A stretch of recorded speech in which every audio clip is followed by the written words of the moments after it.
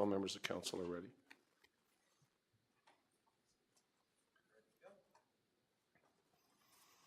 Hello, everyone. The meeting of the General Government Committee is being held in a hybrid meeting format with virtual and in-person participation by members of the public, staff, and council. This meeting is also being live streamed and may be viewed online at ajax.ca live. That's ajax.ca/live. A friendly reminder to all participants to please use their microphones at all times for the benefit of those participating in the council chambers and joining remotely. So I'd like to call this meeting to order, and we'll do the land acknowledgement next. We would like to begin this meeting by acknowledging that the land in which we gather is situated within the traditional and treaty territory of the Mississaugas, more specifically the Mississaugas of Scugog Island First Nation, signatories of the Gunshot Treaty of 1788 and the Williams Treaties of 1923. This land is and will continue to be home to the Indigenous peoples. Let us acknowledge the mistakes and traumas of the past through authenticity and support, truth and reconciliation. Let us engage and celebrate Indigenous communities by being leaders of action in acknowledging the United Nations Declaration on the Rights of Indigenous Peoples and the Truth and Reconciliations Commission's recommendations towards truth and reconciliation. Let us keep these principles close as we continue towards truth and reconciliation as we move forward with kindness and respect as a community. So just before we get started, we have regrets from Mayor Collier and Regional Councillor Sterling Lee, who both can't be here today. And we have our friend Councillor Bauer, who's here with us as well, participating remotely. So there she is, thank you. Is there any disclosure of pecuniary interest from any member of council? There being none, thank you. I need a mover for the adoption of minutes. 3.1, the regular meeting of June 12th, 2023, moved by Regional Councillor Crawford. Are there any questions? Thank you. Could we have all members of council vote on the regular meeting? Thank you.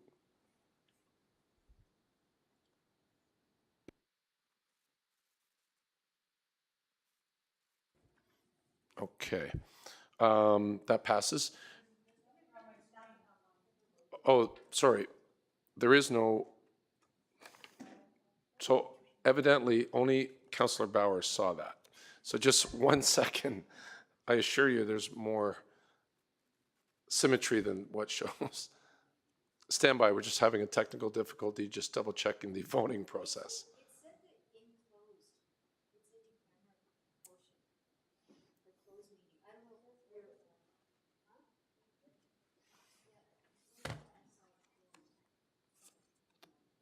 For those of you listening at home, our clerks are just, tech support is just straightening this out.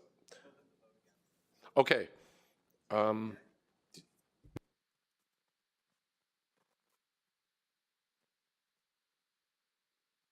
Okay, we are going to vote old school, I guess they say. So a show of hands.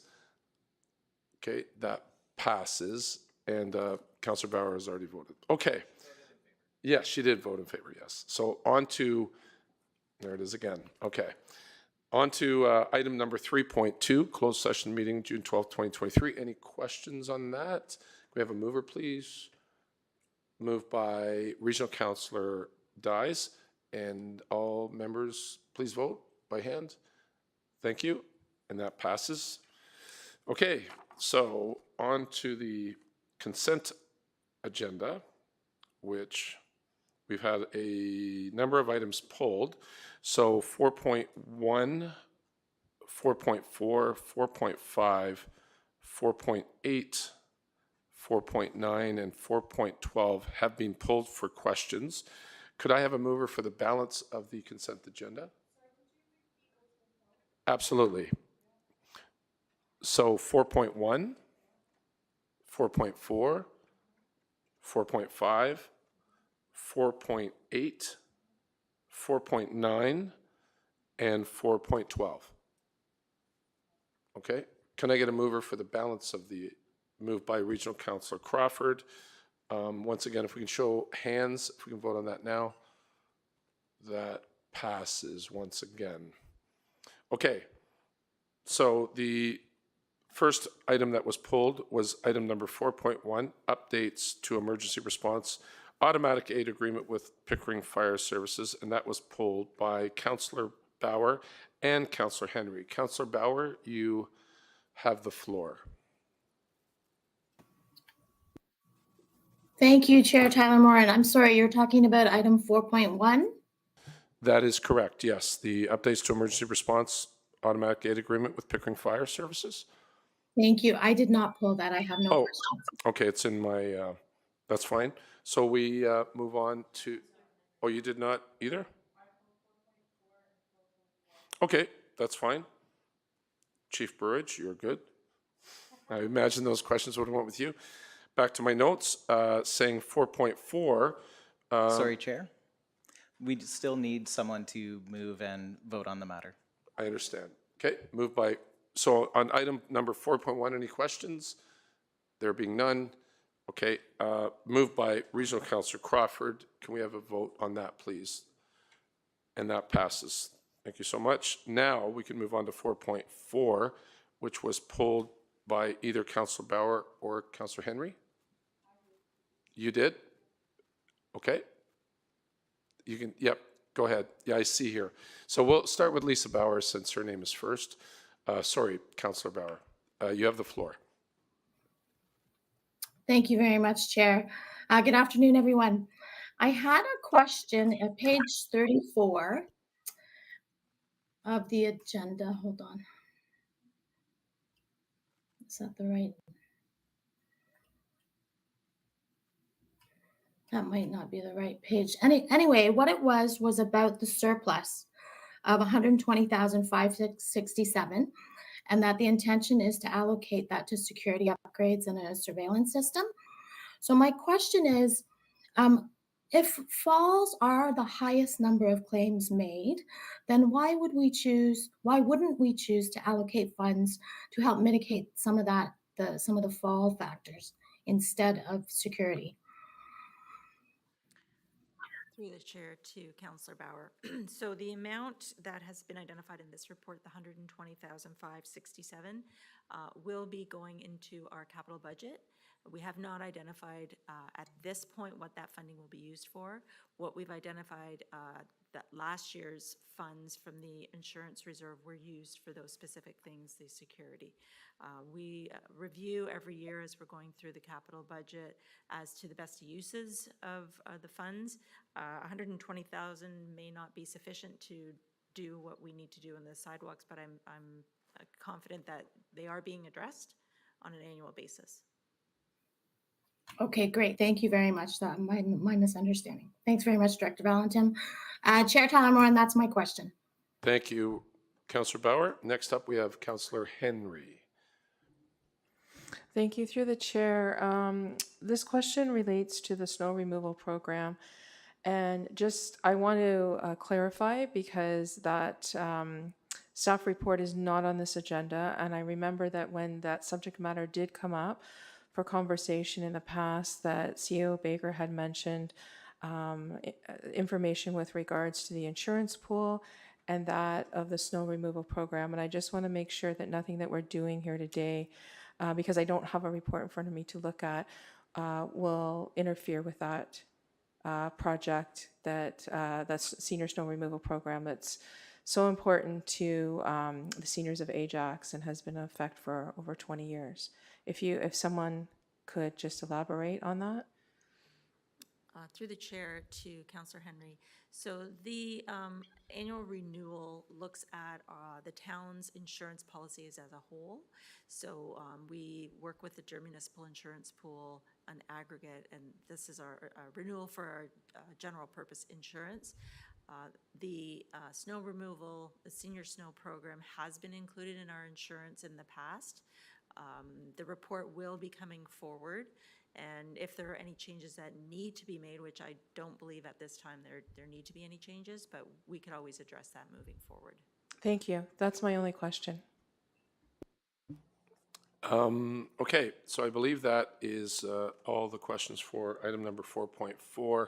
Can I have a mover for that, please? Councillor Henry, thank you. All in favor? Those opposed? That passes. Thank you so much.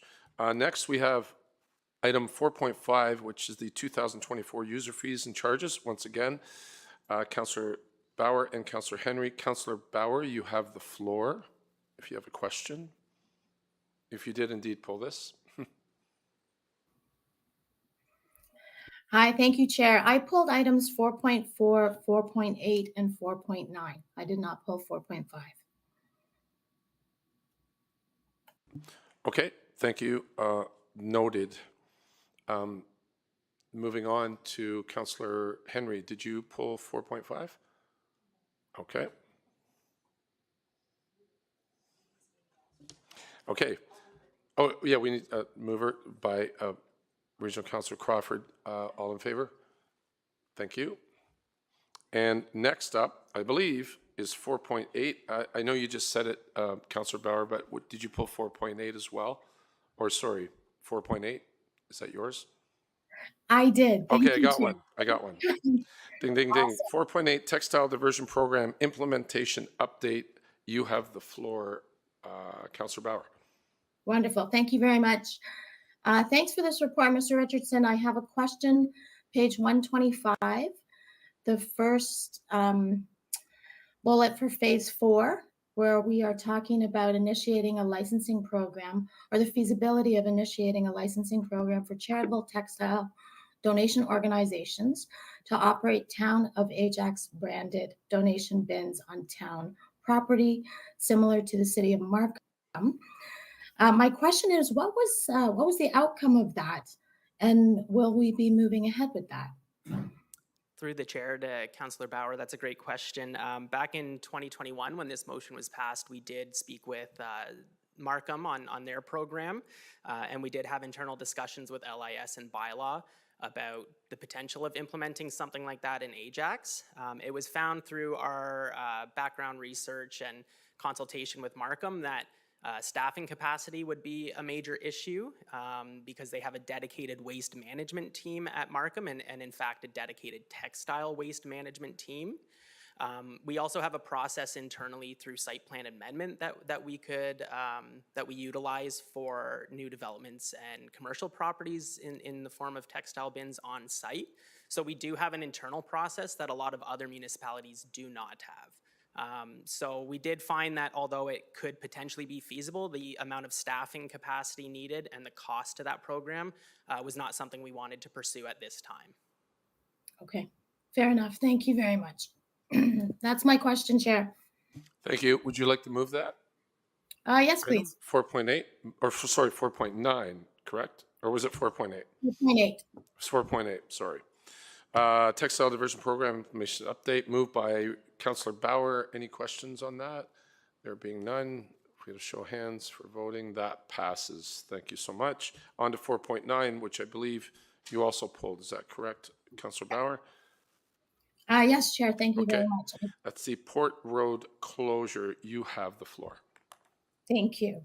So I saw in the picture, I'm happy to see this coming. I was very excited when this first came up about turning that street into a park. So I just want to confirm, it's just a portion of Port Road that will be closed.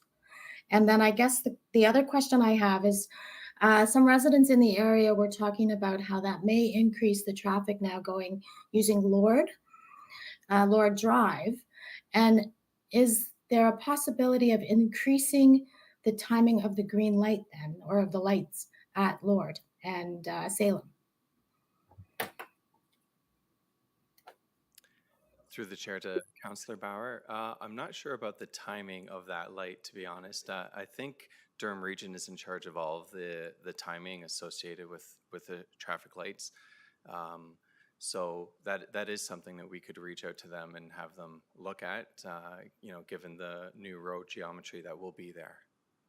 If we could do that, just see, I don't know how long the light stays green there, but maybe add 5 seconds or so. That's something that we could certainly speak with them about. And if I can, through the chair, to not regional councillor, Councillor Bauer, I think because it's a local road with an arterial road, it might only be like a pressure sensor light. So it, as the vehicle goes over it, then it would start the countdown and change the signal. If there's no traffic there, then it may not trigger the signal. So we can double check that too as to what timing or what the activation is for that light as well. That would be great. I'd appreciate that. Thank you. That's my question, Chair. Excellent. We need a mover for 4.9, Port Road closure. Do you want to do it? Okay, Councillor Bauer. We haven't had Councillor Dyes. Have we had Councillor Dyes? So we'll do Councillor Dyes. Moves that. All in favor? Thank you so much. Okay, so then I believe the final poll was 4.12, procedure bylaw amendments, and also pulled by Councillor Bauer.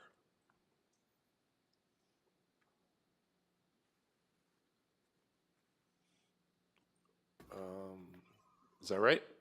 Hi, thank you, Chair. No, I pulled 4, 8, and 9. I didn't pull 12. Okay. Why is he signing me up for all Yeah, I that? don't know. You're getting a lot of airtime here, though. Yeah, Okay, thank moving you. on. I see Councillor Henry has her mic. Yep, go ahead. You have the floor for 4.12 procedure bylaw amendments. Thank you, through the chair. So my question is to the clerk with regards to the introduction of motion without notice. So I had written to the clerk earlier today, but I would like this on the record. And my question was, do we really have the option here except to pass this? Is there an option to deny this? Is this just a formality, basically? And if I could just get the clerk to respond to that through the chair. Thank you. Through the chair to Councillor Henry. The amendments to the procedure bylaw are largely just to bring it into conformity with recent changes to the Municipal Act. The powers that have been granted to the head of council, including the ability to introduce notices of motion without notice, they're statutory powers assigned to the head of council. And so there's no mechanism for council to reject or otherwise kind of withhold these powers. And so again, like this is just to bring our procedure bylaw into conformity with the requirements of the Municipal Act. So with regards to whether we agree with this or not, it wouldn't matter, is what I'm hearing, correct? That is correct. Just want that on the record. Thank you. Thank you, Councillor Henry. Any other questions on 4.12? Not seeing any. Would like a mover for that, please? Do we have a mover? No. Thank you, Councillor Dyes. Or sorry, Regional Councillor Dyes. All in favor? And that passes. Thank you so much. So that brings us to the end of our consent agenda items, and moving on to discussions. We have item number 5.1, proposed administrative monetary penalties. I believe we have, yes, okay. Yeah, Mr. Hannon here from Bylaw. Thank you, sir. You have the floor.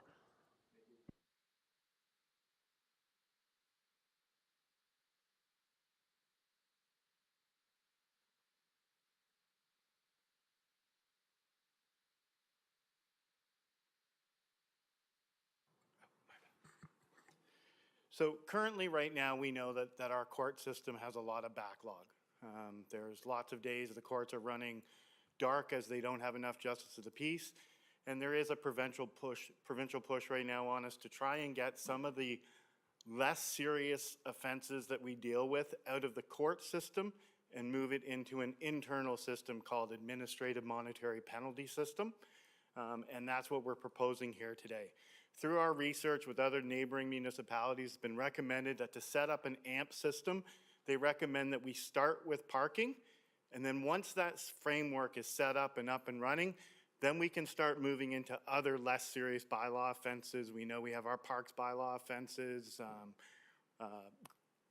grass cutting, clean and clear issues, garbage issues on the roadside, and even automated speed is a process that we can move from the planning department, can move over into an automated system rather again than backlogging the courts dealing with these. So Currently now what happens with a parking ticket is the ticket's issued onto the vehicle. If somebody ignores that process, it automatically moves to the courts to receive a certificate requesting conviction. Throughout that process, there's different fees that are applied as penalties for people who ignore parking tickets. Things like court costs, regional costs. The MTO puts a cost onto it as well to do plate denials. And all of that process happens for every ticket that we issue.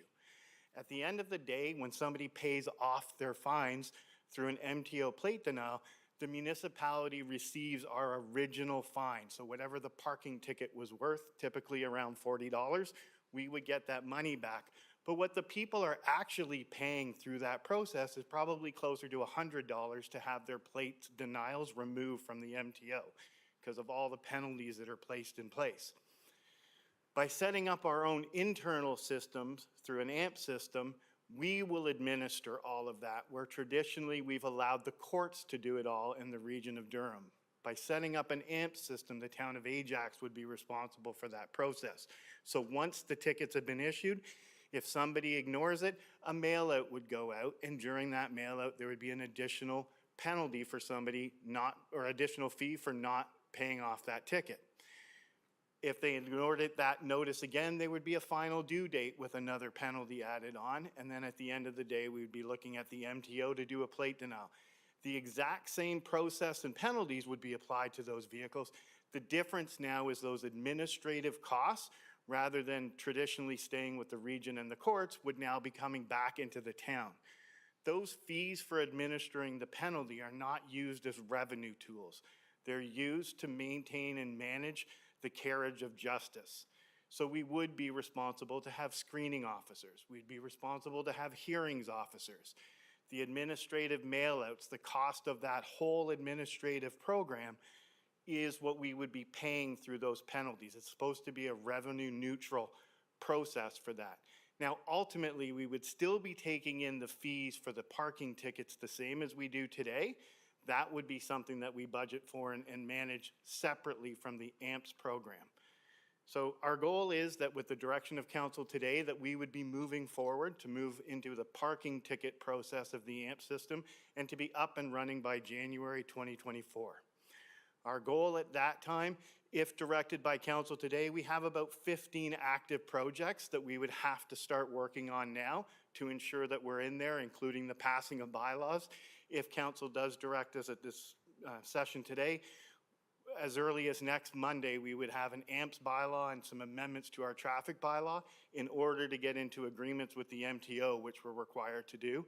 So we need those bylaws passed fairly quickly. We need to revamp our entire parking management system. We need to start bringing in some staff that would administer that program. That's all been outlined in the report that's before you. We would have to be responsible for setting up different policies. We would have to be setting up different guidelines that would manage how the process is going to work. It's going to cut down on political interference policies to make sure that there's not undue pressure put in. The exact same standards that this council's been using in relation to the courts would have to be applied to this AMP system as well. It is a replacement. It is a program that, although funded by the town, would be run at arm's length. They are responsible for the program and the carriage of justice. So that's essentially what we're looking to do. And then again, once that framework is set up, we'd have the ability to start introducing new aspects and try to, again, remove the issues that are backlogging the courts that are a little bit more straightforward or less serious of the offenses, while we still have the ability for the more serious offenses, whether it's building, bylaw, fire, whatever the case may be, we still have the access to lay those Part 3 charges and have those matters before the courts. So that's a brief overview. I'm sure some of you may have some questions, so I'd be more than happy to answer those. Excellent. Thank you so much, Mr. Hannon. Your insight is great on this. Always much appreciated. So just before I go to questions, AMP is Administrative Monetary Penalties if you're watching at home. It's a perfect acronym. Starting with Councillor Henry. Thank you, through the chair. So my first question would be, it goes to the motion that Regional Councillor Lee and I brought forth before council with regards to looking at parking back prior to summer recess, and how this fits into play with that, and if there's any crossover. So through the chair to Councillor Henry, it has no crossover. That's the parking program is what's being reviewed right now, and that will still take place. That has nothing to do. This is to replace the court process for when those charges are laid. Excellent, thank you for that. My second question is with regards to the cost of this. When would we see a return on investment for the $50,000 you're asking to get this program up and running? So the program in itself, we budgeted and we looked at for what, if we had an AMP system set up for the year 2022, that's the revenue we looked at we would be bringing in, about the $450,000 based on the traditional way that parking tickets are handled by the public in Ajax. That would be starting from the 15th day after the first ticket's issued when the system goes live. Okay, and my next question is with regards to the automated speed. You mentioned that it would be moving out of the planning process department into bylaw. Could you speak more to that, please? So, yeah, through the chair, it wouldn't be moving the process, automated speed, rather than those tickets going to the region of Durham through the court system, could be set up into that same framework once we set up the AMP system. So it wouldn't be coming over to bylaw. It would be that the AMP system would be could administer the automated speed as well, rather than sending those to the region of Durham through the courts. So there would be no difference in how we advocate through planning for where these speed enforcements go? There'd be no difference with that regards, correct? Through the chair, absolutely not. It would just mean that the tickets, if somebody wanted to fight a ticket, it would be fought through the automated, or through the monetary system that we'd be setting up, and not through the region of Durham courts. Okay, and one last question for the folks watching at home. This is something I learned very quickly as a new counselor, but it's important to have this on the record so that folks at home understand this. You mentioned something with regards to no political interference. So right now, and please correct me if I'm wrong, we as counselors have no ability to reverse any tickets given by bylaw. That would be political interference, and thus the chance of a code of conduct against us, correct? Through the chair, absolutely correct. That once a matter, so when somebody gets a parking ticket, a charge has been laid. Yes. It is inappropriate for any member of council or anybody in power to have a discussion based on that ticket being issued. Thank you. That's all my questions. Next up, we have Regional Councillor Crawford.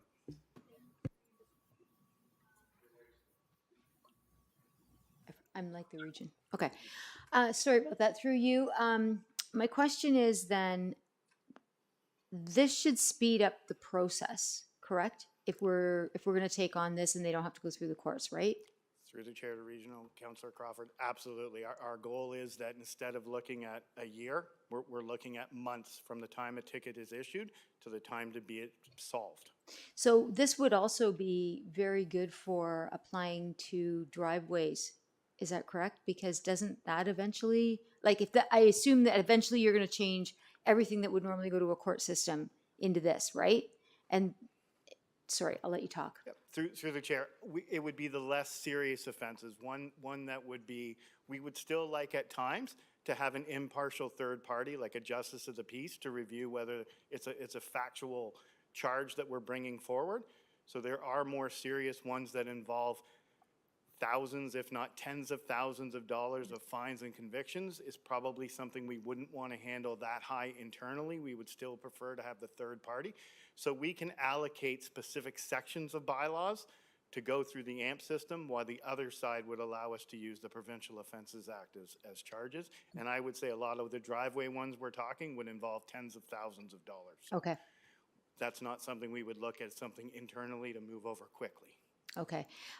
For ASE cameras, if the idea is that it would eventually, I think I read that in there, but if the idea is that it would eventually be coming to us and not the courts, does that mean that we have the ability to issue more tickets? Through the chair, yes, we would have the ability to file as many tickets. We would be responsible through the fees collected to ensure that we have screening officers and hearing officers to be able to handle the load of tickets that may get appealed. So we need to ensure, like you said, to maintain a 2-month, 3-month window from beginning till end. We need to make sure that we have the people in place to be able to hear those screenings or appeals.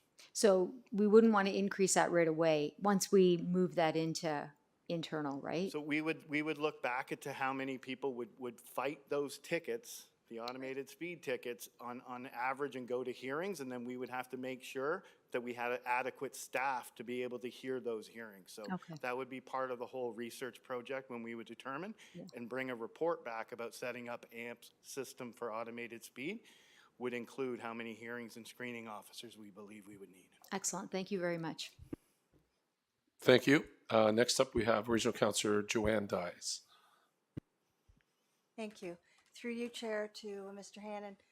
Most of my questions have been answered, and it was just in the report I was reading that this would be a little bit more convenient for local because it's more local. I wondered if you could speak more or elaborate on that. So through the chair to Regional Councillor Dyes.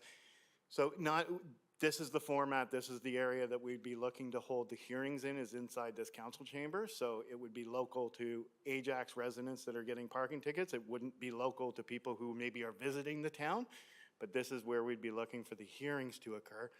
The screening options is something through our revamping our parking ticketing program, is we'd be setting up a website for people to file their screenings at, so they wouldn't have to come into town, or their screening, They would do all that online, and those screening results would come to them. It would be a little bit more formal than currently that we have. COVID changed a lot of our formal processes to informal. Well, now people can just phone in and get a review. As part of the AMPS, we're going back to the formalized system where the screening would happen online. The hearings would be happening in person right here in Chambers. Will we be extending hours then into evenings or weekends where people can access? So currently we would be looking to see what those hours would be, and we're still debating right now for the hearings officer whether it's something we're looking to go out for an RFP, or are we looking to hire staff. If we bring in our own staff on contract to hear those appeals, we could do some scheduling into the evenings as well. Okay, thank you. Thank you so much. Next up, we have Councillor Lisa Bauer. Thank you, Chair. Good afternoon, Mr. Hannon. Nice to see you. Thank you for this report. It sounds so efficient. It's great. So my question is about the time allowed between the ticket and then the first notice, the second notice, etc. And I think it's 15 days and then another 21 days. So by moving to a more efficient means, and then you're in the process of you're going to need to revamp all the bylaws and policies, etc. Is that a timeline that you could change, and maybe instead of 15, it's 7 or 10 or something like that? Would that be useful, or that time is needed?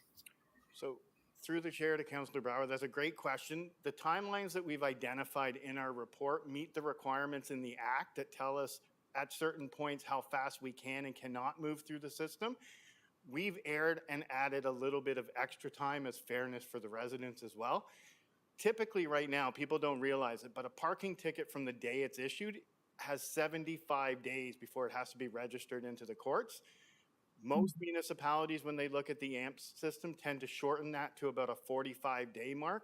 We've extended ours beyond that, more into the 60-day mark, to try and keep it a little bit open-ended, that there is some play time in there as well to ensure that it's not moving too quickly. We want to ensure fairness, so the dates that we've picked that are outlined in the report, we believe are a responsible response to our local people that are getting the tickets, that it's not moving too quick. Okay, that's fair. And for moving forward with other less serious enforcements, I guess, would animal control be part of that? So for example, the 20-minute barking. So when we look at the less serious offenses, currently under the POA, we have an option to issue what's called Part 1 tickets. And that's what we would issue for dog barking, for dogs off leash when we talk about animal. For the individuals that are consuming alcohol on the waterfront, or Currently with groups more than 15, those are the tickets that we would issue on the waterfront. We would be looking at rolling those offenses that we tend to issue those Part 1 tickets over to an AMP system and leaving the more serious Part 3s that we issue to stay in the courts. So that is something, a lot of the animal offenses we'd be looking to move in because we issue a lot of Part 1 tickets for animal services. Okay, great. Okay, and this would come in just first with parking tickets, and then I'm sorry if it's in the report and I missed it. How do you see the phasing in of the next set of less serious offenses? So we're looking to go live in and around January 15th is our launch date that we're looking for currently right now. As I said, we have about 15 major projects that all have to line up under a perfect world to be using that date. But we want some time with the hearings and the screenings and work out some of the bugs that we think.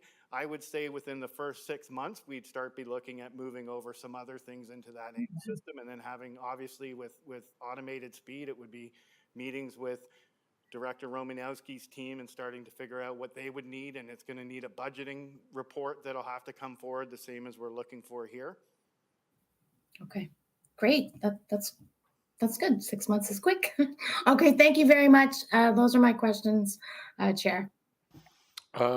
Before we vote, is there any other questions from any member of council for Mr. Hannon? Okay, thank you again for your presentation, and this sounds good. I need a mover for this, sorry. Regional Councillor Crawford, and all in favor? And that passes. Thank you so much. Next, we have presentation from item number 6.1, Ajax Arts and Cultural Plan. And it looks like our friend Mr. Gruber is here, Manager of Culture and Events. Nice to see you, sir. You have the floor. Nice to see you as well. Good afternoon, Chair Tyler Morin and members of council. Very happy to be here today with our final Arts and Culture Plan for Ajax for the next 10 years that we're presenting to you for your review and hopefully your approval. I'm here with our colleagues from Nordicity, who were the consultants that worked on the plan with us. We have Louisa Plant, who is coming from Vancouver area, and we also have Mila de Chef-Tweddle, who is here from, or will be coming in from Toronto as well. So I will turn over the presentation to them, and they can take you through, and I'm happy to answer any questions afterwards or any comments that we have based on the plan.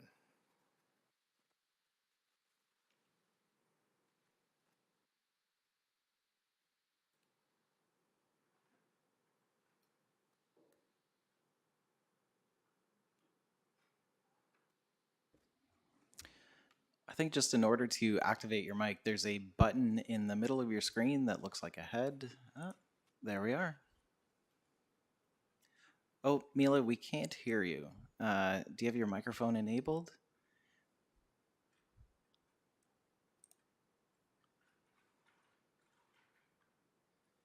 I don't know that we can hear you. No, we can't hear you at the moment.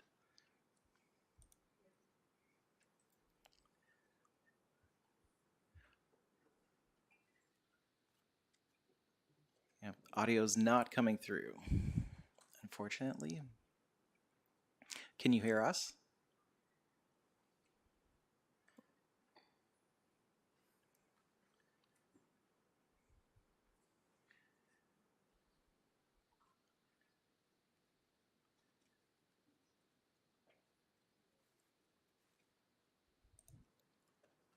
Hey, Mila, your mic is enabled. Oh, and we have Louisa as well. Hi, this is Mila's colleague, Louisa. So perhaps I can start while we're just figuring out the technology. Perfect. Great. So good afternoon, Mayor Collier, members of council, staff and guests. As you know, the town of Ajax engaged Nordicity to develop a 10-year arts, culture and creative placemaking strategy, which includes recommendations on how to deliver coordinated growth of the sector. So this work has included developing a local and community-informed definition of culture, highlighting needs and gaps, identifying key opportunities, and also creating a roadmap to ensure the successful implementation. So we're excited to be back here with you to share the 2023 to 2030 33 Ajax Arts and Culture Plan and its vision, goals and objectives. And I'll be happy to take your questions at the end of the presentation. So thinking about what's included in arts and culture, it's very wide ranging. And the slide that you have on screen, hopefully in front of you here, looks at what some of these kind of different aspects are. So there's some things which are perhaps kind of more obvious, which relate to the kind of visual asset side. So thinking about sculptures, public art, etc. But it also relates to festivals and events, as we know, intangible culture, so history, traditions and customs, natural heritage as well. So thinking about, say, gardens, how parks and trails relate to heritage, built heritage, of course, and also the creative and cultural enterprises and services. So things like design, for example, and architecture. Sorry, just checking that you can still see my screen there. Are you able to see that? I think it is back. Yes, we are. Perfect, thank you. So let me just pass over to Mila, who I believe hopefully her microphone is now live.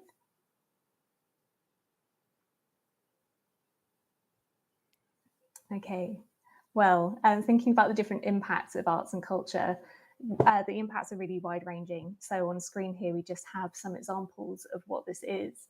So arts and culture can relate to much broader community priorities. So this includes celebrating the diversity of a community, which is very relevant for Ajax and something that we'll be talking through, because arts and culture is known for creating intercultural contacts and opportunities, which enhances mutual understanding. It can also enhance tourism. So a recent survey found that 94% of respondents agreed that the arts sector helps to create a distinct and local identity, which is often the kind of underlying principle for arts and culture. And also different research has shown that arts and culture travellers often spend more and stay longer than other types of visitors. When it comes to priorities around developing downtown, for example, arts and culture can help to create a distinct sense of place and make people want to spend more time downtown. And as such, the cultural economy, it also plays a vital role in driving foot traffic and purchases to areas which look visually desirable. And we know that arts and culture supports attractive place development in other places as well. So it can lead to a 53% increase in positive perceptions of the location. And arts participation is also associated with better mental health and a higher life satisfaction overall. Recent studies have highlighted a 5-to-1 social return on investment, meaning that money invested into things like arts and culture can improve mental health outcomes, also some physical outcomes, say, for example, in treating dementia patients. There's lots of interesting research about that. And ultimately, it can help to develop a sustainable community. So we know also that arts and culture is a real way of sharing and advancing new ideas. Artists are often kind of pushing that forward and starting conversations in community, which start to influence new norms, whether that's around issues like climate change or whether that's more around sustainability in other ways. So thinking again on the kind of quality of life piece. So to update you on the work that we have been doing since we last presented to you, we have been drafting the plan and validating and refining it in collaboration with Town of Ajax staff. We also developed the final report and implementation plan, which hopefully you have a copy of either in front of you or close at hand to look at, perhaps after the presentation as well. So to recap on the priority needs.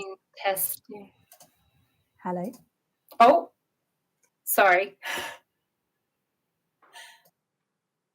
Pass to Mila just shortly in a moment. To recap on the priority needs from last time, there's a need to reflect Ajax's diverse cultures through arts and culture. So we know that while Ajax is demographically and culturally diverse, several participants highlighted to us that arts and culture isn't yet representative across the town of that diversity. So there's a need for more culture programs and also events that can share different cultures and target different demographics. There is a need for better availability of cultural spaces. So survey respondents, for example, highlighted that two of the most critical needs relating to arts and culture relate to space. So this is the need for more rehearsal space, which is something that 63% of participants said was hugely important, and also more performance and exhibition spaces. We heard this in other engagement sessions as well. So, for example, cultural sector people talked about the better need for more creation space, again, performance, rehearsal, and also supporting spaces for arts and culture. So things like breakout rooms and storage. Addressing transportation issues was highlighted as a need in order to increase participation. So as we know, many locations for arts and culture are quite far apart in Ajax. So for example, the St. Francis Centre versus Pat Bailey Square. And of the driving population, many described limited parking at venues as a challenge, especially during large-scale events and festivals. Growing engagement via increased promotion is definitely a need, because many people told us that they don't really know where to go to find out information on what's happening with arts and culture in Ajax. When it comes to strategic integration with economic development and tourism, I touched on that very briefly, thinking about the kind of broader community impacts of arts and culture. There is a real opportunity to use arts and culture as more of an economic catalyst for development. And also there is a need, participants were telling us, to increase municipal support for arts and culture. So although the town already has a demonstrated commitment to arts and culture, there are still some gaps. So specific needs highlighted include the need for more funding for community arts and culture organisations, and also more information on how to access different funding opportunities from other sources as well.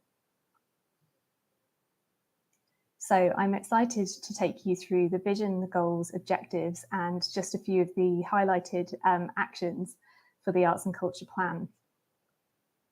In the engagement sessions, we asked people to tell us what they would like to see from arts and culture in 10 years' time. So this became the kind of grounding vision for the plan, which is that Ajax is abundant with innovative, exciting, and accessible arts and culture experiences, representing the diverse mix of people and cultures that call the town home. Whether for residents or visitors, arts and culture make Ajax for all. Now, here are the goals at a glance. I'm not going to read all of these out for the sake of time, because I will talk through these and the objectives on the following slides. And I'll also speak about some of the actions, but the full actions, as you know, are outlined in the Arts and Culture Plan document, which includes the implementation plan. So the first goal relating to that need for diversity is to celebrate Ajax's difference and diversity. And objective 1.1 is to diversify events and programming to reflect the community and to attract new audiences, creating opportunities for diverse artists, groups, and cultural organisations. Some of the highlights of the suggested actions that we have on screen here are co-creating festivals, programmes and events, partnering with community groups to do this, supporting increased access to the existing Ajax Partnership Fund and the also in-kind offerings for local artists and non-profit cultural organisations. So for example, this could include targeted outreach about initiatives relating to events and days of cultural significance like Black History Month, South Asian and Asian Heritage Month, for example, and also proactively supporting Indigenous arts and cultural partnerships through the fund. And also, another kind of highlighted action here is to consider the creation of an arts-themed signature event for Ajax that is unique to the Durham region. On the next slide, we have another objective relating to celebrating diversity and difference. And this is to strengthen relationships with the Mississaugas of Scugog Island First Nation to integrate arts and culture into Ajax's life more firmly. So this involves investigating partnerships with Indigenous communities to discuss ways to integrate Indigenous arts, culture and stories into the town in a way that benefits their members. And also investigating partnerships for Indigenous consultation and representation in programme development and delivery, and also in policy development in relation to arts and culture. Goal 2 is about building Ajax's reputation for innovative and exciting arts and culture. So objective 2.1 speaks to the need to create a unique selling point or USP and a cultural brand for the town's arts and culture sector that represents Ajax's diversity, rich cultures and its creativity. So just a sprinkling of the actions here from the longer document are firstly, convening a staff working group to research and discuss the cultural brand, and also developing a variety of outreach methods and tangible promotions to disseminate the brand throughout the community and beyond. Just, excuse me, if I may. Do you know how many slides you have left? It's fine. I know there's a long period to cover, 10 years. We're about 11 minutes into the, I guess we're on slide number 11. How many total slides are there? Let me just double check on that point. We have 20 total, so I can move more swiftly. Perhaps I will just talk through the kind of objectives and then one or two of the actions to speed things up a little. Yeah, we're just 12 minutes in, so okay, thank you. Okay. Thank you, appreciate the prompt there. So moving to the next action. The objective is to create innovative and compelling communications to really help to build Ajax's reputation for exciting arts and culture. And so this is really about just making everything much more visible, thinking about exciting and interesting ways of doing things, and new marketing approaches also to reach wider audiences. Regarding the space issue, there's making space for culture with accessible facilities. And the first part of this, Objective 3.1, is growing awareness of the spaces that are already available. And this is looking to increase the access. So this involves just really sharing what is available more widely and also rebranding the St. Francis Centre to raise awareness of the venue and also to grow engagement rates. The next relates to new spaces. So this is thinking through around development that is already happening and looking for ways to incorporate new cultural spaces into existing plans and also encouraging culture-friendly development. So part of this is ensuring one of the requirements of RFPs is to take a creative approach to the design and also involving arts groups in that. There are several other actions as you see here and obviously many more in the reports. The Objective 3.3 relates to the transportation and parking issues at cultural facilities, so essentially consultation with Durham Region Transit and also conducting an internal transportation study in relation to arts and culture programming. And now I will pass over to my colleague Mila. Hello, thank you, Louisa. Hopefully everyone can hear me.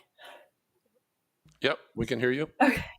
Great. Apologies for the anyway, best laid plans. You try to be organized and then technical difficulties, Murphy's Law. So apologies for that. And thank you for your patience.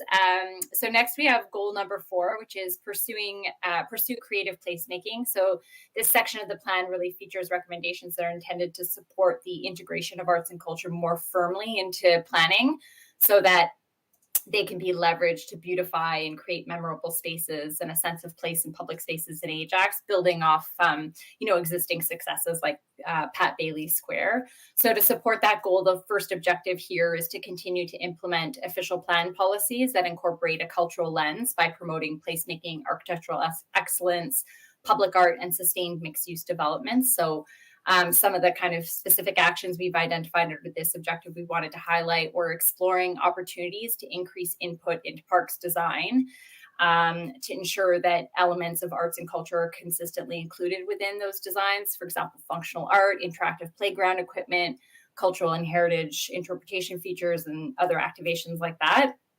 It includes developing a new art in public spaces plan through a staff and community engaged process. Supporting investment in public art and placemaking by ensuring that the community benefits charge strategy features a dedicated % for public art and placemaking for new developments, and developing placemaking plans as a component of the secondary planning process for certain areas of interest in the town or as part of the urban design brief for significant mixed use developments. On the next slide, we've got Objective 4.2, which is to enhance nightlife and cultural vibrancy by creating supportive policies. So some of the actions here we've identified, just again, going through some examples to help the town achieve this objective include creating a steering committee to develop a sustainable vision and action plan for nightlife in Ajax, using programs within the town's community improvement plans to attract land uses that facilitate nightlife and cultural vibrancy. For example, patio grants and programs that incentivize restaurant, art gallery, museum uses, that kind of thing. And considering the development of an annual night market in Ajax, which could potentially be hosted at the future fairgrounds. If that moves ahead. Next slide. move swiftly on to the final goal in the plan, which really kind of brings all this together, and that's to bolster municipal support for Ajax's arts and culture sector. So this goal really kind of centers around enhancing support to catalyze sector-led growth and development by helping artists, community leaders, and organizations build capacity and build stronger collaborative partnerships between them. So the first objective here is to support this goal by increasing municipal capacity at the town of Ajax to be able to better support arts and culture.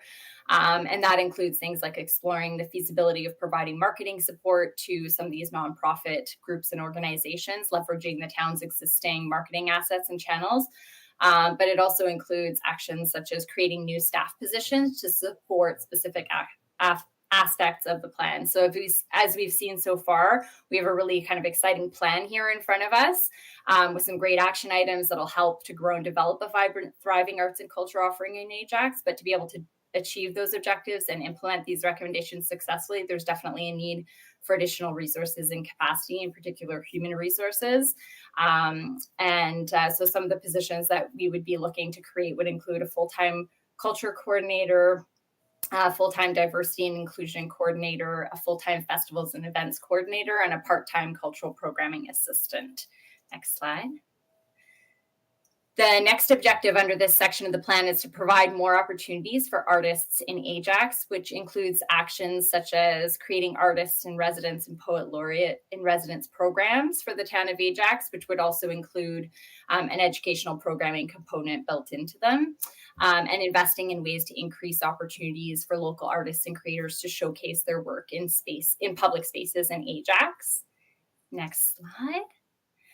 And finally, the third and last objective here under this section is to break down silos and build collaboration in the sector, which can be achieved through some of the actions here that I'll go through here is revitalizing the former Culture Link program, with the town of Ajax playing really a convening role, hosting regular sector networking sessions for sector players, and expanding the arts and culture page on the municipal website to become more of an information hub for the local sector as well. And that expansion could potentially be part of the Ajax website redesign budgeted, I think, for 2025. And I think that's it. Okay, thank you so much for that presentation. Mr. Gruber, were you going to say something just there? Nope, we are open for Okay. questions. It's hard to retain. There's a lot of information there, and as there should be with that time span. So I appreciate your efforts. I'm sure all members of council do. We do have some questions, starting with Regional Councillor Marilyn Crawford. Thank you, Mr. Chair. Through you to Mr. Gruber. During COVID, I believe it was, we had a mural in the village that was extremely well received. Is that something that you envision having more of around the town? Absolutely, through the chair to Regional Councillor Marilyn Crawford. Yes, those are types of public art installations that we love to see. In fact, in that process, we were looking at alternative locations where we would put a mural. Director Vita and I have been talking. The Ajax Community Center arena wall that faces Harwood just screams for something on it. So I'm hoping that could be a wall to do. The main public library as well, those walls that lead out to Harwood that people are driving down our main street, those are perfect opportunities to do that. The wall and the mural in Peregrine Village was a bit of a different type of scenario because it is on a private building, and so technically the town doesn't really have control over that. However, that's not to say that that's not something that we can look at in the future, and I know if we talk to Mr. Sawchuk, there are some rules and regulations regarding murals in the village on historic brick and things like that, but there are definitely opportunities within the town, and murals create such a vibrancy as people are driving through. You can see it in cities like Toronto, you can see it in cities like Hamilton, and they're not just those heritage murals that some municipalities have, which also showcase the history and heritage of the town, but they can be really bright and vibrant and cover a whole wide area of subject matter. So I think those are things that we would definitely look to put up. So the bridge on Church Street, yes. I think it's the rail bridge, right? Mm-hmm. Constantly has graffiti on it. And wouldn't it be great if we could actually do a mural? Because actually, what I've noticed is there's not been any graffiti touched on that mural, right? There seems to be maybe a code amongst artists. Wouldn't it be great to be able to do a mural as almost like a showcasing into the town? Because really, that's on this side of it is Ajax. The other side is more, well, there's Ajax is on the other side also. But is that something that we need to get permission for? Is it CNN that we would have to get permission from? Because I know we tried to get something for the massive wall on Westney and never got a response from the Minister of Transportation, I don't believe, right? Yes, through the chair, we would need to get permissions for those unless they are town property. But you bring up a really good point because there's both the rail bridge that goes over and then also as you cross underneath the bridge going towards Pickering Village and down Church Street, even that concrete barricade there has been tagged in the past. And that is, even though it's much shorter, there are opportunities there that we could potentially look to beautify, because you're absolutely correct. There is some sort of code out there where if something is painted, and especially by graffiti artists who actually are the ones that did the Pickering Village mural, they are graffiti artists. There is a code out there not to touch someone else's artwork. Yeah. And I think that that's a really important code to go by because it's beautiful. And like to have that in that area, which is really, really public, and not have it tagged after so long and touched is a testament to those artists and what they've created. Exactly. One other question. The totem pole at the entrance of Duffins Creek at Elizabeth Street, it's a little tired. Is there a reason why we've never touched it up? Is it something because it's Indigenous and heritage that we wouldn't touch it up? Actually, through the chair, that is something on my work plan list for this year. I will be getting to that in a couple of weeks. I do have a plan to go around to all of the public art installations, both town-owned and non-town-owned, just to make sure to see whether they need updating, they need painting, if there's like anything that's unsafe around them. And I do want to sort of clock that for asset management just to make sure and check. And actually, it was quite interesting. There are approximately 50 pieces within town that, I didn't realize there were that many when we started to clock it. So I'm really quite happy with the pieces that are out there, but that is a project, it's ongoing, and we do need to look at what needs refurbishing, what needs, some brightening up and things like that, and we'll have to have those conversations with those artists. We usually give the artist who did the piece sort of first right of refusal to help update it. In fact, I'm just in conversations with Mr. Lishman to talk about some of the pieces up at the Audley Recreation Center that need some more. Is that the little men that need stones? Yes, in them? they need some sandblasted stones to fill them a little bit more. Okay, thank you for calling that to attention because it hasn't been done for a while and we do need to look into that. Yeah, it's part of my running route, so I see it all the time. I kept forgetting to ask, but thank you. Yeah. Thank you very much, Mr. Chair. Thank you. Thank you. Next up, we have Councillor Henry. Thank you through the chair. So I have 6 questions. And I'm going to go backwards because there was some mention of a night market and the ARC Center. And I'd like to know more about that because that is budding on to a residential community. I'd like to know what that entails. And I guess I'm looking at here, is that going to be a loud piece? What are we thinking here? Through the chair to Councillor Henry, I believe the actual comment was to the potential to investigate using the fairgrounds, which would be at the Audley Recreation Center, which is in the back part, the fields. I think there are some other alternative spaces as well that can be used. It doesn't necessarily have to be at the fairgrounds once those fairgrounds are built. We can look in things at like Pat Bailey Square, for example, and things like that. My vision of a night market is, a little bit of entertainment, a lot of different vendors, cultural vendors, things like that are out there. And obviously we would be very respectful for, the residents in any area, whether that be at Pat Bailey Square, whether it be in any neighborhood, Pickering Village, wherever. Because, it's similar to like when we do Music in the Square and Kids in the Square. Those are nighttime performances, but we also need to be, appreciative of where people are living and noise and sound. So we would definitely be able to like mark that down and figure out how long we would do that, whether it's a 2-hour piece or something along those lines for the total. Well, thank you for that. The community does appreciate you saying that, Yes, and absolutely. I do look forward to that because we in Ward 2 are a little jealous of Pat Bailey Square and the music that's held there. So it would be nice to have that at the Arc. I'm not saying we don't want it. I'm just saying we need to be respectful of the folks that live close by.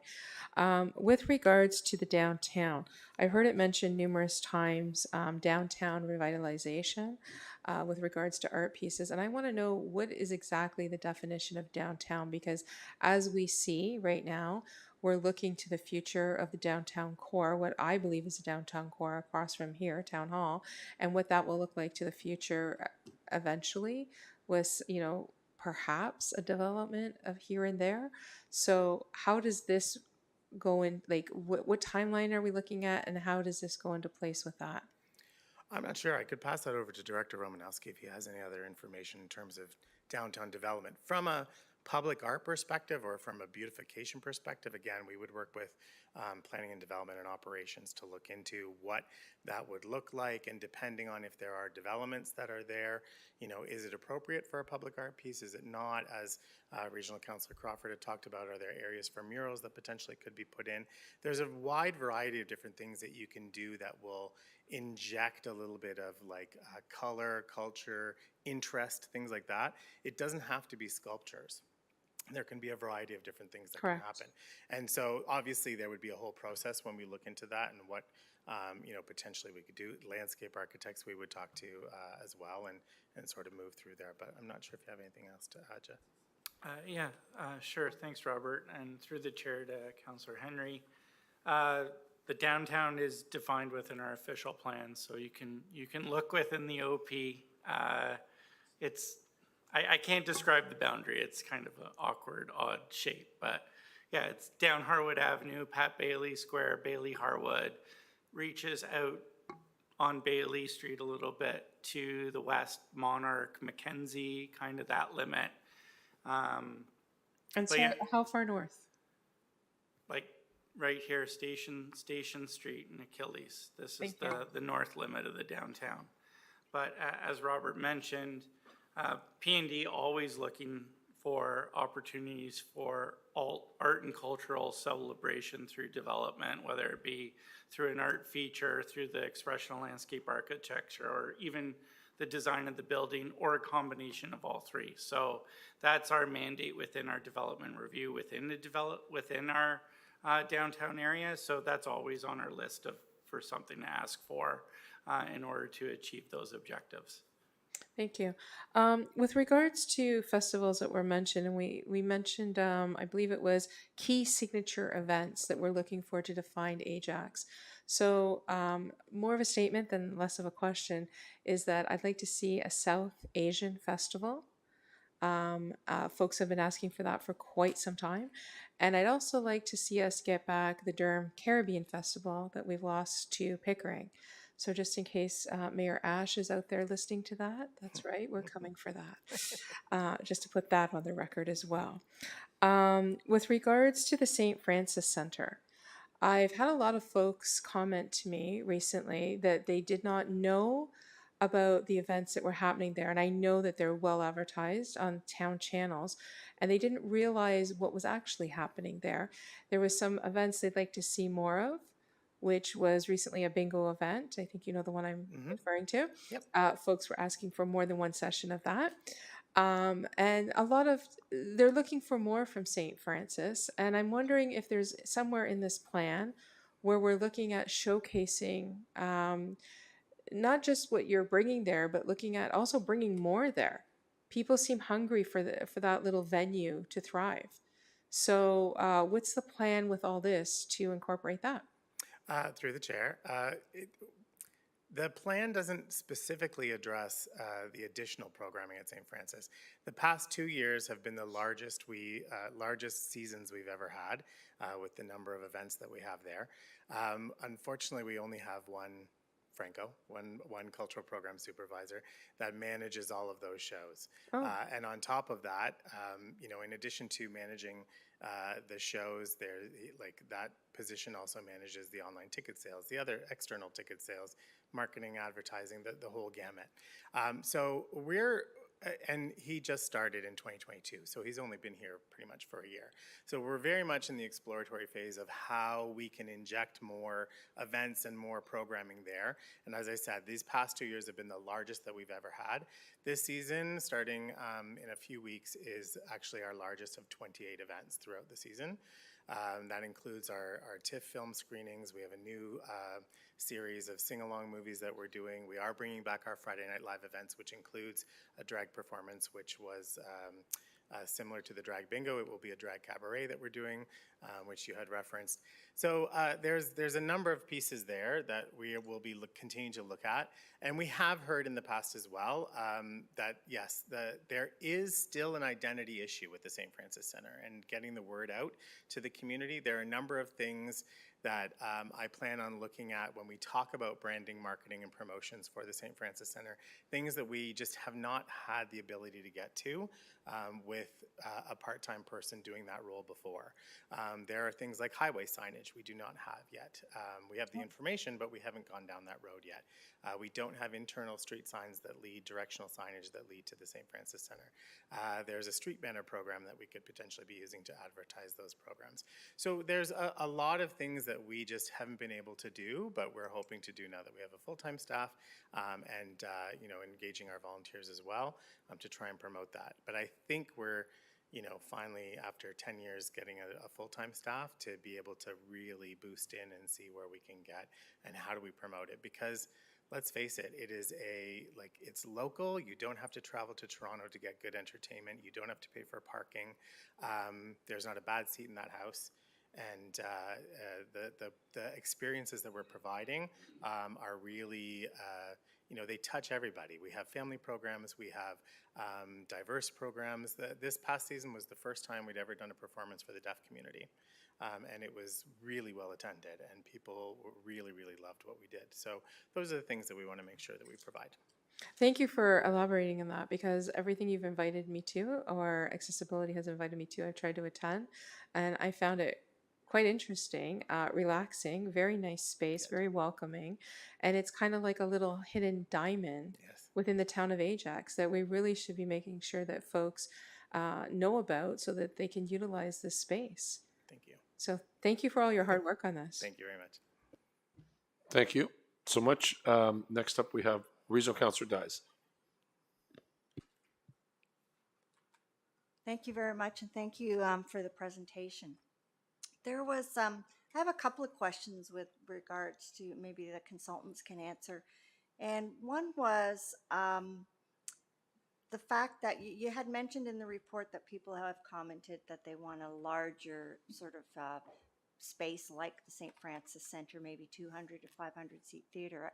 Are there any other models out there that we can look at? Because we've had this conversation many, many times in the past, because it's expensive. The downtime's what, 90%. So I'm wondering, affordability wise, if there are other municipalities out there who have done something different that we can look at.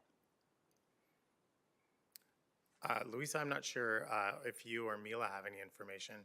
I know the one thing that, through the chair, there was one thing that we do need to make sure that we consider is saturation within the region, and we have to think about our friends down the street is at the Pickering Resort, a casino resort. That's a much larger theater that's going in. I believe the Pickering Theater, the other municipal run theater, is kind of on hold at the moment. So and I believe that might be because of Durham Live coming in. We have the Regent Theatre in Oshawa. There are smaller theaters in Oshawa as well that are running.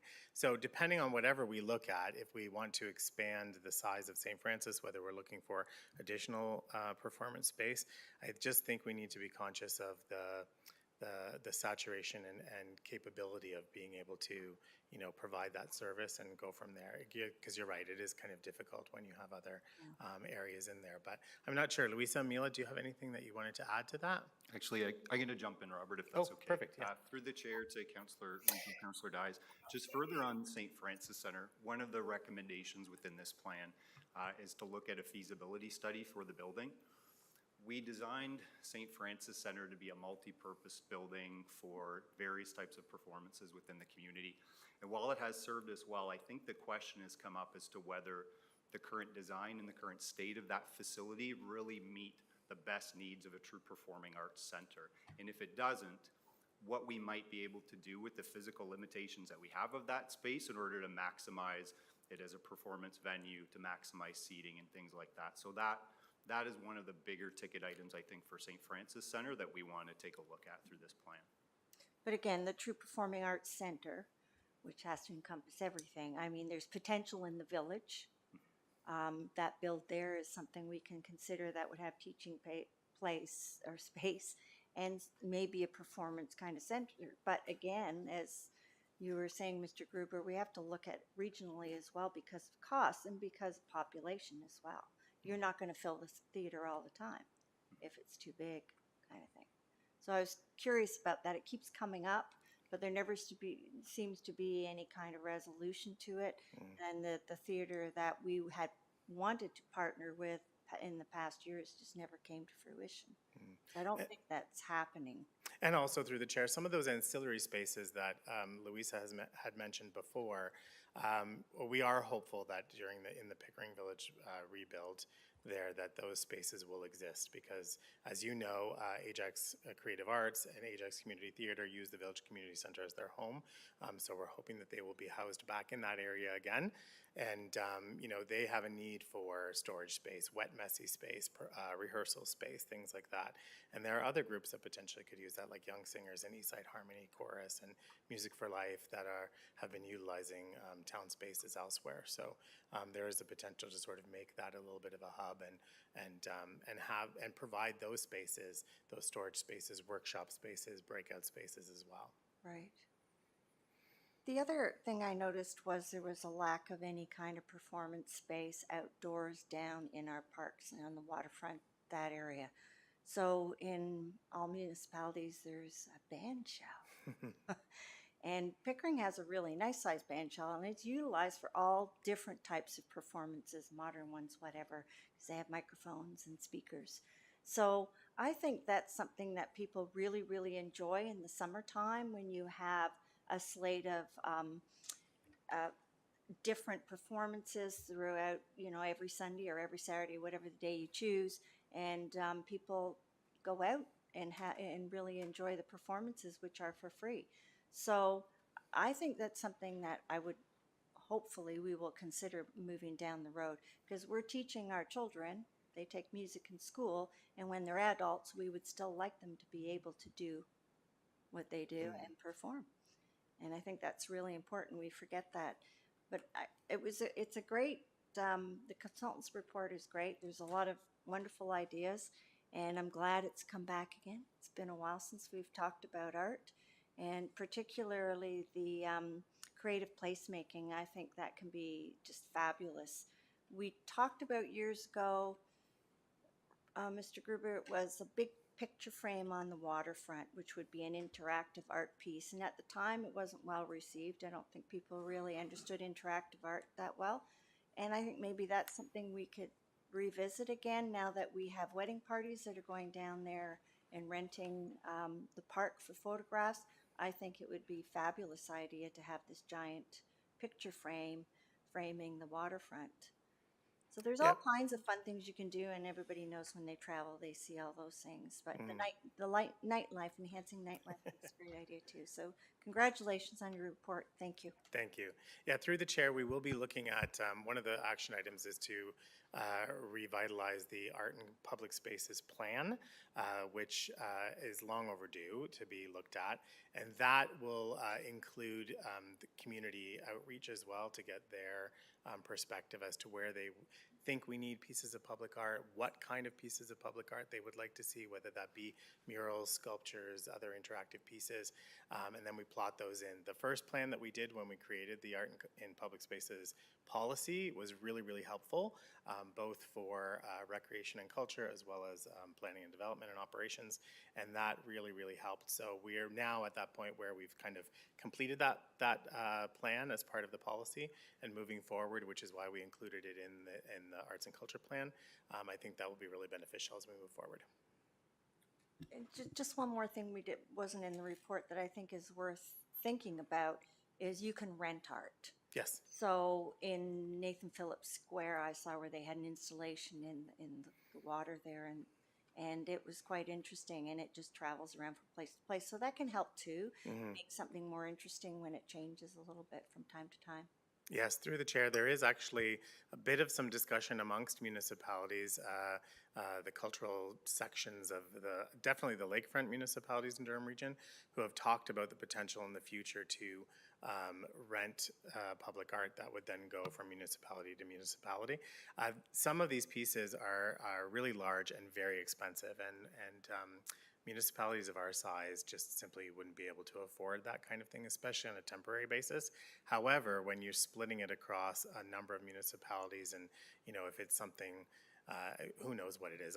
Just as a reference, the city of Waterloo, for example, had musical swings that were installed in one of their urban squares, where if you were swinging on the swing, not only did it illuminate, but it also created music. That was a rental piece, and there are companies that do that sort of thing, and so we would just need to take a look at what the cost is, divide that up, and it makes it much more affordable, yet also gives an opportunity to our residents that they may not have had before to be able to experience that. So absolutely, you're correct, and we'll take a look into that as well. Thank you. Next up, we have Councillor Bauer.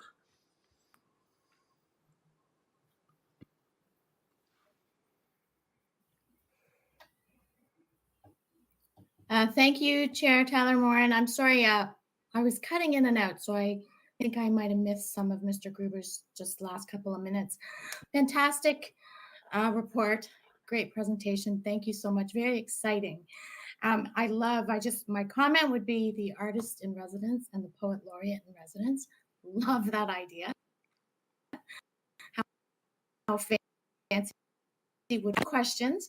So for goal number 2.1, create a unique selling point and cultural brand for the town's art and culture sector that represents Ajax's diversity-rich cultures and creativity. So could you just provide me what is an example of a unique selling point? Like, does Ajax currently have one, or surrounding area? What are we looking at here? Sure, through the chair to Councillor Bauer. Creating some sort of brand for culture is common in a lot of municipalities that have sort of a strong cultural background. And what we would need to do is sort of have some consultation within staff and how do we want to see ourselves and what represents our community. But sometimes it can be something very, very simple. The city of Waterloo, again, I'll reference them because we were just there for Creative Cities last fall, just had this program that was called Culture Rocks, and that was their brand. And it actually exploded within the municipality. And the ambassadors for arts and culture were called Culture Ninjas. They created a character. It was on buttons, posters, and it got to the point where they just became creative with how they reached out about their piece, about arts and culture. So they created buttons, for example, with line drawings of all their pieces of public art, and it got to the point where it was a competition for teens to try and get all of the buttons of pieces of public art. You'd never see that. It was very grassroots, but it created a movement of arts and culture where it started at younger ages and helped go up through other ages and all the way to seniors. And it was just a really, really impressive piece to do. So that's something similar that we would look at. We would have to have some discussions on that. What does it look like? But at least the process is in the plan. That's great. Thank you so much for that. I keep cutting in and out, so I'm sorry if I'm being choppy. The other part I was happy to see in goal number 3.22, is my Ajax. I know that, I don't know, can you hear me? We can hear you, but you're breaking up a little bit. Maybe just state your question, please. Sure, absolutely. My Ajax Wall of Fame question is, I know this is, I've been talking about it for a few years now, and I know it's sort of dependent on the revamp of ACC or Pickering Village. So I see that it's listed as a medium term, so 4 to 6 years. Can you just explain why it's going to be? Yeah, sorry, you're still cutting out, but through the chair. Yes, we're looking at that. I think we can probably, we have to look into the construction piece first, because this is a wall of fame. I'm anticipating it's going to be located at the Ajax Community Center in that redesign and how that will look. There are some things that need to happen, though, before that. So there are things regarding the Ajax Wall of Fame that will happen before the actual installation of the piece, because I think something of this nature has to have a committee that's at arm's length from the town, and that looks into different things. So I think establishing that committee ahead of time and how that will work and what that ceremony is going to look like, what the induction is going to look like, where are we going to look at, what's the nomination process, what's the criteria. All of that has to happen prior to installing the wall. So there will be some pieces that will happen within the short term, and then once the redesign comes in, we will install the wall and have some sort of inaugural ceremony and things like that. But that's where we're probably looking at. Okay. Does that Okay, make sense? thank you. Sorry. Yeah, you know what? I'll probably ask you offline again because I was choppy in and out, but I think I got the gist of the message. Thank you. I just Thank want you. my wall. Thank you, Councilor Bauer. I think, Last question. Sorry, Chair, I had another question. I apologize. I thought you were done. No problem. It's okay. Thank you. I'll be very quick. It was about the new positions. So, and you know what? I think we have to be proactive. We are trying to create a town our population is growing. We're inviting more people to come and live here. We're building houses for them. We have to give them something to do and see so they don't go somewhere else. So one role called Diversity and Inclusion Coordinator and Festival and Events Coordinator. And just to confirm, because I think we have similar positions currently, and that these roles you're proposing are different. Yes, through the chair, they would be additional too. So when we look at the different initiatives that are in the plan, there are a number of sort of new things that we're looking at. So for example, from a festivals and events perspective, we look at some of the cultural events that it speaks to, co-producing events, also a new signature event. Unfortunately, the team that I have right now would not be able to take that on resource-wise because they're already swamped with the events that they have. Similar to adding in diversity and community engagement, and inclusion. Right now, I think position is very policy-based, but now we're trying to look at event-based and things like that. So, and I believe Ms. McClarty had that in her sort of long-range forecast as well for staffing due to the size of and scope of that portfolio. So those are the reasons why they would be additional for those two positions, and that's why we've put them a couple years out. The cultural coordinator that we're hoping to put into the budget for this coming year would be looking into things like the Poet Laureate and the Artist in Residence program, managing that kind of idea. The Culture Link program, which we talked about in terms of networking and arts and culture networking, those types of things that, unfortunately we just don't have an actual person to do that right now, but it's identified in the plan. Great. Okay. Thank you so much. Those are my questions, Chair. Thank you, Lisa Bauer. Sorry, Councilor Bauer. Next up, we have, for a second time, Regional Councilor Crawford. Very much for letting me back in. I love the idea of the frame. I love the idea of the frame when it came to us. But I think that I don't think the world of Instagram was quite as big when we were talking about it before. Yeah. And it's a great opportunity for those Insta photos and, being able to draw people in. So I would love for that to be revisited. My question is, when I became a politician, I think it was 2000, we just opened J. Clark Richardson. And I believe that the theater at J. Clark Richardson was either paid for by the town of Ajax, and Dave, maybe you are the only one that will remember this 20 some odd years ago, and yet we have extremely limited, if not any, access to the theater whatsoever. Is there a reason for that? I know that even the booking mechanisms for that theater are outside of the framework of the Durham District School Board. I know the people from the Black History Month always are in there, and that's all booked through that avenue. But I know that it was always a bone of contention with Mayor Parrish that we had put money into this and yet never been any access to it. And it's a beautiful theater. Anyway, is there any way of revisiting that, or is it too late? Too much time gone by? Through the chair, we could take a look into that. I mean, my recollection of how that works is the town partially put money in. I don't think we paid for it fully. But we did have a number of days that were considered community days that the school board sort of allocated, and then we could sort of utilize it on those days. At the time, we didn't have any productions other than, I think, Ajax on Stage that we utilized there at the time. The other issue is that it's not our systems. We're not regularly using the AV equipment that's in there. And I believe there is still a condition to use student AV techs, which is great for the students to get experience, but sometimes when it's a paid performance and things go awry, that might cause an issue. And that's no offense to the students that are there. Sometimes I feel they're put in a position that is not really fair to them, to be able to do that. But Dave, I'm not sure if there's anything additional to that. Regional Councillor Crawford is correct in terms of the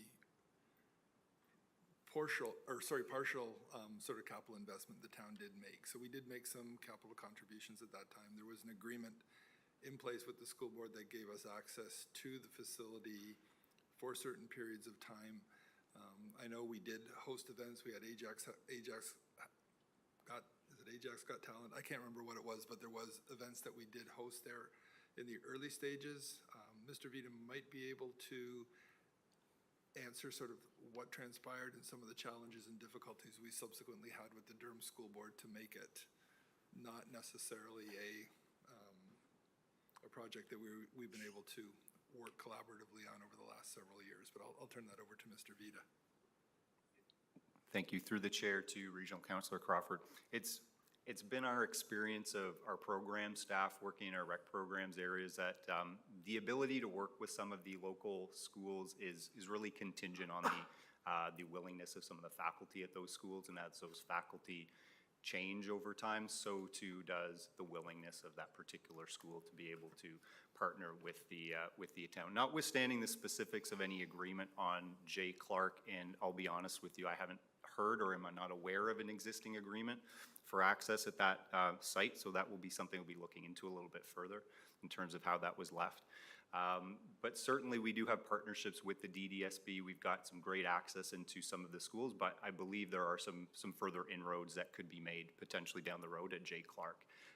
Robert expressed some of the challenges from a technical standpoint that we have seen in the past. However, it is certainly something we can take a look at moving forward. So I appreciate that feedback. Okay, good information. Thank you. That's my only question. Thank you. And I think finally we have Councillor Henry.